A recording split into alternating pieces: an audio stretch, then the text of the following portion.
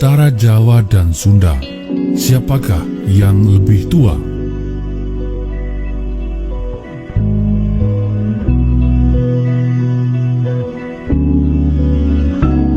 Jawa dan Sunda, dua suku bangsa bersaudara, mendiami pulau yang sama, mempunyai banyak kesamaan sebanyak dengan jumlah perbedaannya.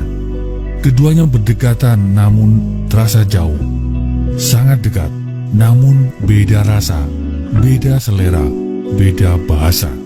Orang Sunda menyebut pepaya dengan istilah gedang, sedangkan orang Jawa mengatakan gedang adalah pisang. Namun Jawa dan Sunda memiliki sejumlah kesamaan. Hidup, hurip, orang Jawa juga mengatakan hurip atau urip. Gede, ageng adalah istilah Sunda. Orang Jawa juga menyebut istilah gede serta ageng. Orang Jawa menyebut gaduh untuk arti punya atau memiliki, sementara orang Jawa menyebut gadah. Orang Sunda menyebut carita atau carios, sementara orang Jawa menyebut cerita, cerita atau cerios. Dan masih banyak lagi kesamaan yang lainnya. Jawa-Sunda, hubungan kedua suku bangsa ini bisa digambarkan mirip dengan suhu udara, dingin, hangat, dan sekali waktu memanas. Digesek sedikit saja maka menyalalah api antar keduanya. Tapi, ya hanya menyala, tidak saling membakar. Antara Jawa dan Sunda terpatri dalam sejarah merepresentasikan dua kerajaan besar sejaman, yaitu Majapahit dan Pakuan Pajajaran. Padahal Jawa dan Sunda lebih besar dari keduanya. Ikon Majapahit dan Pajajaran adalah tata kelola pemerintahan, sistem politik yang bergerak dan berubah menyertai zaman. Namun Jawa dan Sunda lebih tua, lebih luas dari sistem politik dan pemerintahan. Pertanyaannya adalah antara Jawa dan Sunda, manakah yang lebih tua? Siapakah yang berhak menyandang adik, kakak, atau orang tua? Simak paparannya dalam video berikut ini.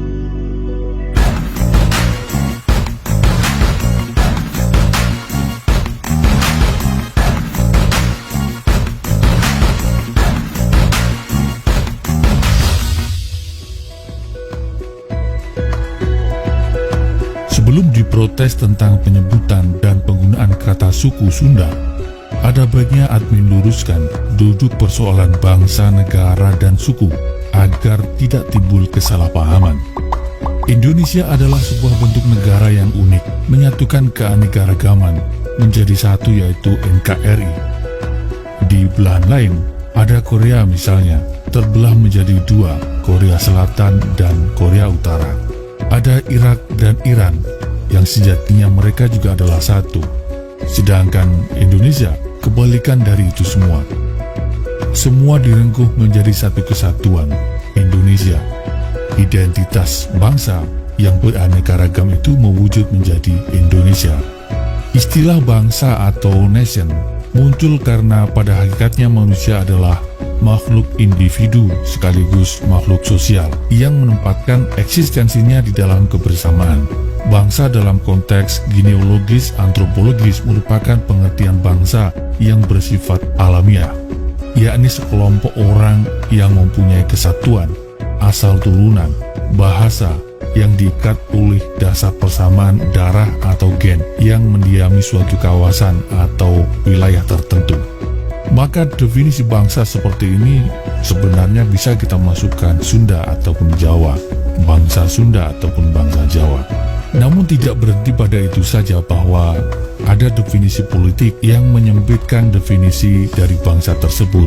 Adapun bangsa dalam konteks politik merupakan sekelompok orang yang rasa dan ikatan kesatuannya berdasarkan pada kesamaan cita-cita, tujuan, nasib, sehingga mendorong mereka untuk hidup bersama dalam wilayah tertentu.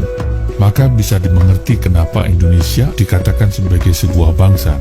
Dan kalau kita kembalikan kepada Kamus Besar Bahasa Indonesia atau KBBI, pengertian bangsa adalah kelompok masyarakat yang bersamaan asal keturunan, adat, bahasa, dan sejarahnya, serta berpemerintahan sendiri.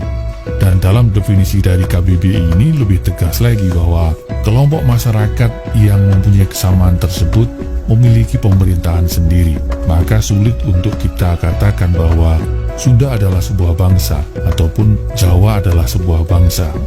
Maka dengan sendirinya tak terhindarkan untuk penyebutan bahwa Sunda dan Jawa adalah etnik atau suku bangsa menjadi bagian dari sebuah bangsa, bangsa Indonesia.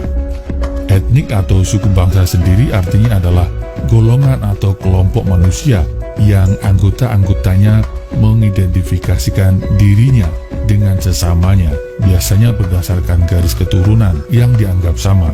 Dari sini semoga bisa dipahami untuk kemudian kita lanjut lagi video ini.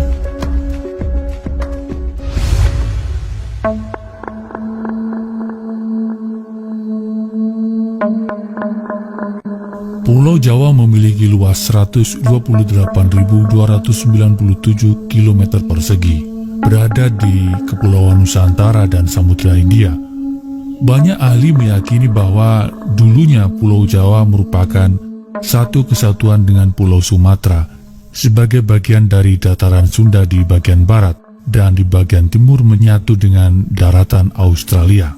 Pulau Jawa diperkirakan terbentuk pada 60 juta tahun yang lampau saat periode bumi memasuki zaman pre-tersier. Daratan Pulau Jawa bagian barat terbentuk lebih dulu di zaman Kapur yang terjadi sekitar 145 juta tahun yang lalu dan di bagian timur dari pecahan benua Australia. Dua bagian yang menabrak kemudian bergabung menjadi satu pulau. Pembentukannya juga tidak lepas dari aktivitas vulkanik hingga menimbulkan kontur pulau dengan banyak gunung berapi yang membentang dari timur ke barat. Berdasarkan catatan Bujangga Ronggowarsito dalam Pustaka Raja Purwa, disebut bahwa Jawa dan Sumatera terpisah akibat Gunung Kapi yang teridentifikasi sebagai Gunung Krakatau pada 416 Masehi. Hal ini senada dengan peneliti Los Alamos National Laboratory yang menyebut letusan Gunung Krakatau mengakibatkan terpisahnya kedua pulau tersebut, Jawa dan Sumatera. Sama halnya dengan pemisahan Pulau Jawa dan Sumatera, terpisahnya Pulau Jawa dan Bali juga diakibatkan letusan gunung berapi. Menurut Raffles, ia menyatakan bahwa dulunya Pulau Jawa dan Bali masih satu daratan, namun terpisah karena letusan gunung berapi dan gempa besar hingga membuat kedua daratan tersebut putus pada abad ke-13.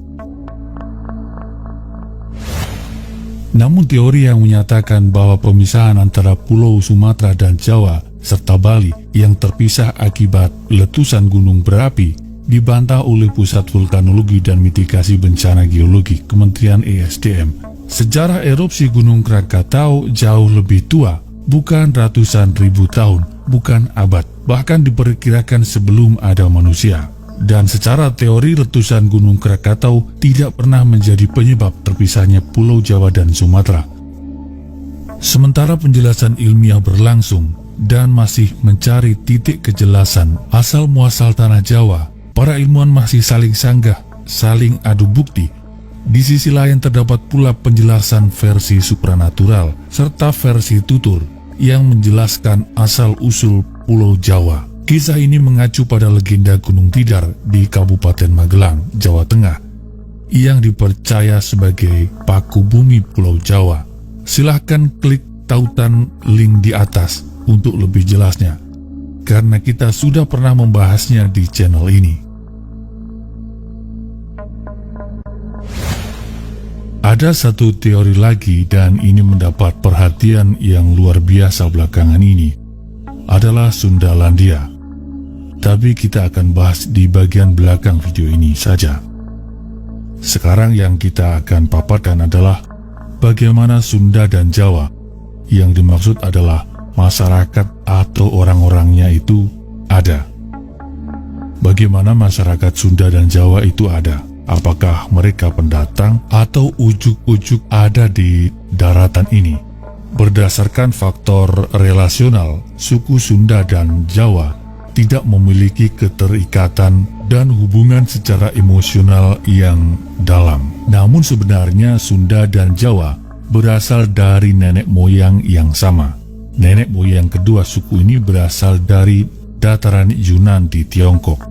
Ras induk dari suku Sunda dan Jawa adalah ras Austronesia yang umum tersebar di negara-negara Asia Tenggara. Induk ras Austronesia saat ini dipercaya menduduki daerah pedalaman Pulau Formosa. Teori ini dikemukakan oleh sejarawan yang juga arkeolog asal Austria, Robert Baron, tahun 1885 sampai dengan 1968.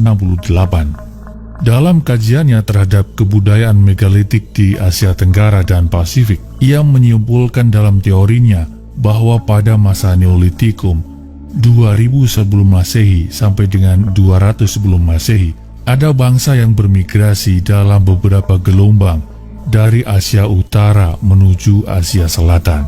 Migrasi ini membuat banyak manusia purba yang akhirnya mendiami pulau-pulau yang terbentang dari Madagaskar sampai Pulau Pascha.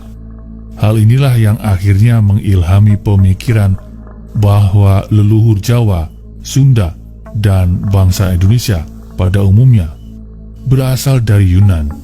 Mereka yang melakukan migrasi dari Yunan disebut sebagai bangsa Proto-Melayu atau Melayu Tua.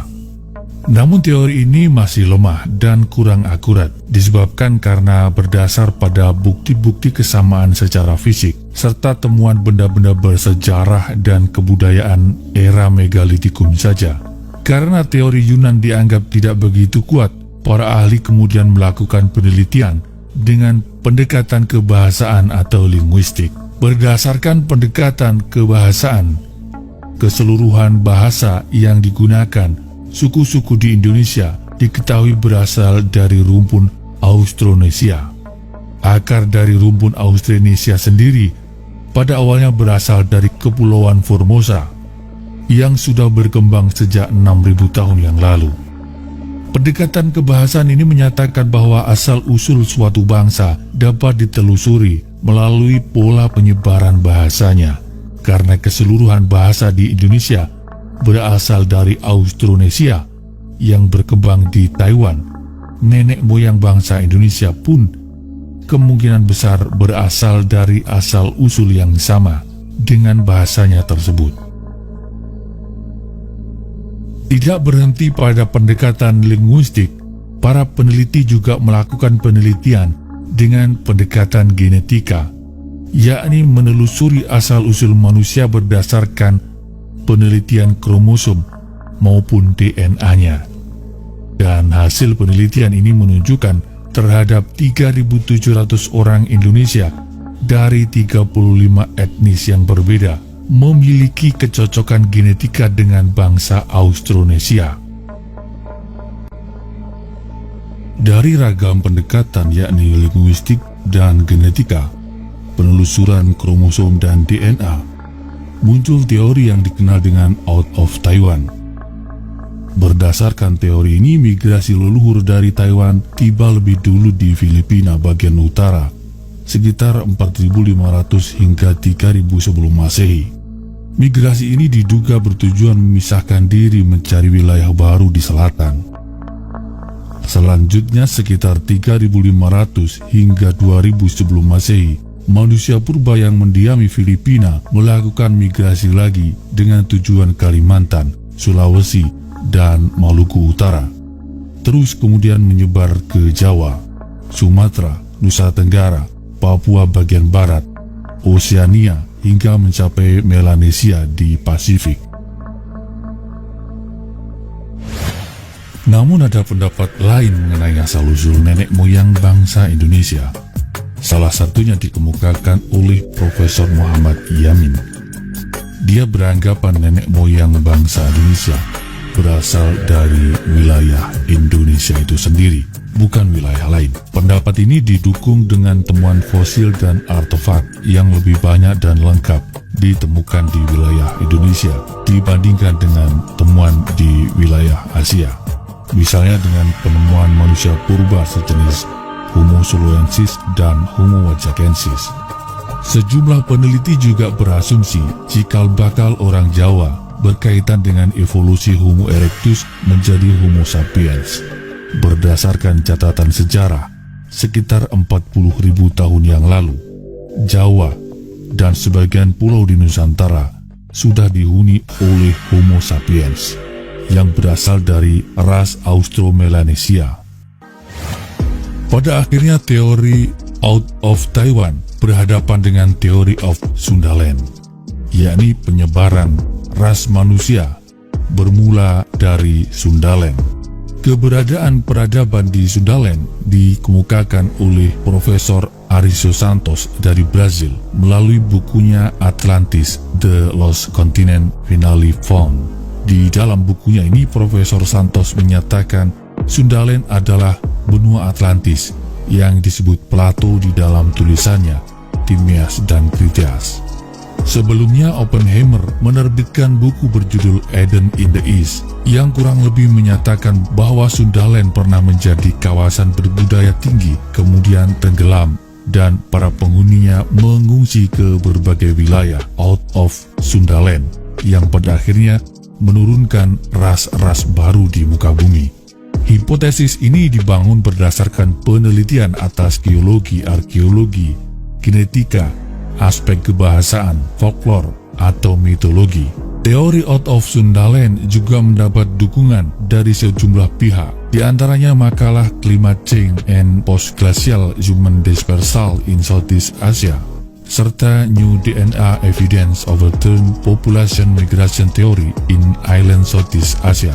Hasil dari makalah ini menentang teori konvensional yang sebelumnya bahwa penduduk Asia Tenggara, Filipina, Indonesia, dan Malaysia datang dari Taiwan pada zaman Neolitikum. Tim peneliti menunjukkan justru sebaliknya, bahwa penduduk Taiwan berasal dari penduduk Sundaland yang bermigrasi akibat banjir besar di Sundaland.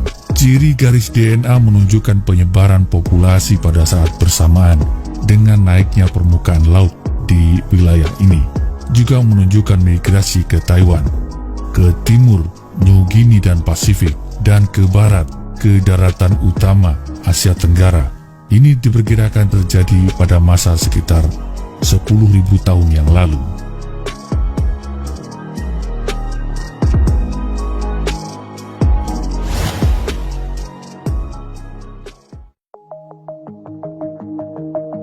Kita sudahi pertemuan dua teori atau perlawanan dua teori Out of Taiwan dan Out of Sundaland.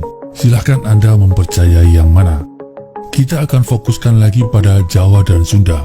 Dari gambaran dua teori sebelum ini, setidaknya kita tahu bahwa penduduk asli Jawa dan Sunda, dalam hal ini kalau kita mencari siapa yang lebih tua atau muda, tidak akan menemukan jawabannya. Terdapat dua sumber sejarah abad 17 dan 18, yakni Babat Tanah Jawa dan Naskah Wangsakerta, yang bisa dijadikan rujukan pengembangan leluhur Jawa dan Sunda. Misalnya, Babat Tanah Jawa mempunyai silsilah raja-raja Jawa sampai ke Nabi Adam, sedangkan Naskah Wangsakerta menulis silsilah Aki Tirem, cikal bakal kerajaan Salaka Negara, bersambung sampai ke raja-raja di India. Tapi keduanya kita kesampingkan dulu, karena keduanya masih menjadi polemik di kalangan sejarawan, sehingga sulit untuk dijadikan patokan sejarah.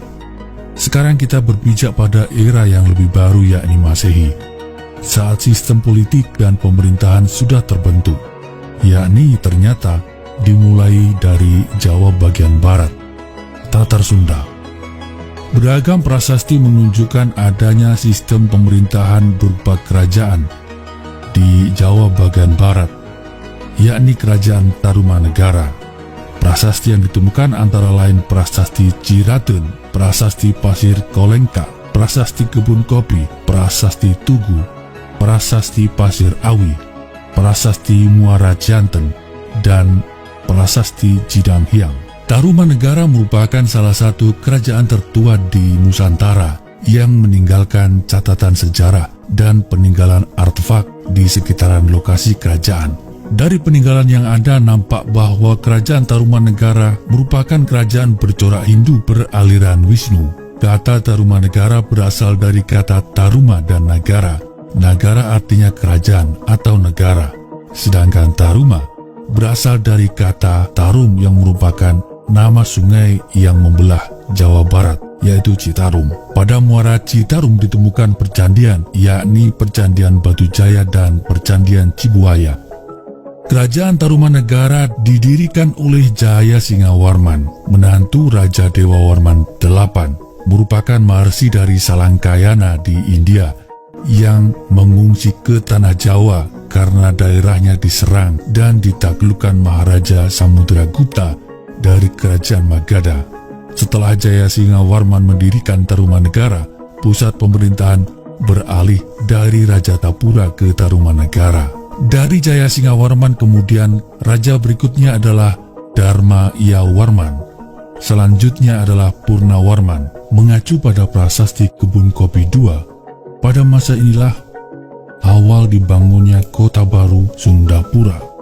Prasasti Kebun Kopi II ditemukan di Kampung Pasir Muara, Desa Ciraten Ilir, Cibung Bulang, Bogor, Jawa Barat.